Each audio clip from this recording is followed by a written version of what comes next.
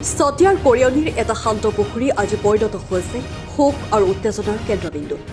অভিযোগ অনুসৰি অজ্ঞাত দুষ্কৃতিকাৰীয়ে গভীৰ নিশাৰ সুযোগ লৈ পুখুৰীত বিষাক্ত পদাৰ্থ প্ৰয়োগ কৰি প্ৰায় ৫ কুইণ্টল মাছ সম্পূৰ্ণৰূপে নিধন কৰাৰ ঘটনা পোহৰলৈ আহিছে। জীৱনৰ কঠোৰ সংগ্ৰামৰ মাজত বেংকৰ ঋণ আৰু গোটৰ লোনৰ ভৰসাত নিজৰ পুখুৰীত মাছৰ পোনা এৰি মীন পালনৰ জৰিয়তে স্বাৱলম্বী হোৱাৰ সপোন দেখা জালালুদ্দিনে আজি ৰাতিপুৱা পুখুৰীৰ পাৰলৈ আহি দেখিবলৈ পায় যে তেওঁৰ বছৰজোৰা পৰিশ্ৰম একে মুহূৰ্ততে ধ্বংস হৈ পৰিছে। পানীৰ ওপৰত ভাহি আছে মৰা মাছৰ স্তূপ আৰু নিস্তব্ধ হৈ পৰিছে তেওঁৰ জীৱিকাৰ একমাত্ৰ আধাৰ। এই হৃদয় বিদাৰক দৃশ্য দেখি তেওঁ কান্দি উঠে আৰু অভিযোগ তোলে যে কোনো সচেতনভাৱে পৰিকল্পিত ষড়যন্ত্ৰৰ অংশ হিচাপে এই ঘটনা সংঘটিত কৰা হৈছে।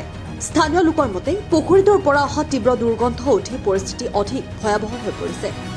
ইফালে মীন পালনৰ ওপৰত সম্পূৰ্ণ নিৰ্ভৰশীল জালালুদ্দিন এতিয়া মানসিকভাৱে ভাগি পৰিছে আৰু চৰকাৰ তথা বিভাগীয় কৰ্তৃপক্ষক ঘটনাটোৰ উচ্চ পৰ্যায়ৰ তদন্ত কৰি দোষীক চিনাক্ত কৰি কঠোৰ শাস্তি প্ৰদান কৰাৰ দাবী জনাইছে।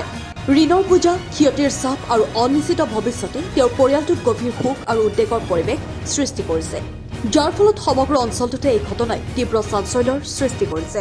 মানে আজি মাছটো দিয়া আজি আপোনাৰ হেৰি হৈছে ৩৫ দিন হ'ল।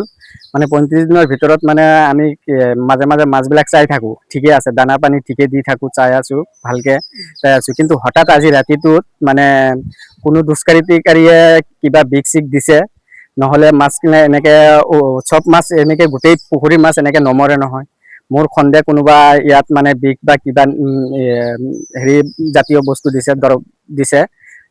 এটা ৰাতিত গোটেই মাছখিনি মানে একেবাৰে ধ্বংস কৰি পেলাইছে। মই এইটোৰ ওপৰতে আমাৰ নিৰ্ভৰ, যিমান ৪-৫টা পৰিয়াল আছে, এইটো পৰিয়ালৰ আমাৰ এইটোৰ ভিতৰতে নিৰ্ভৰ।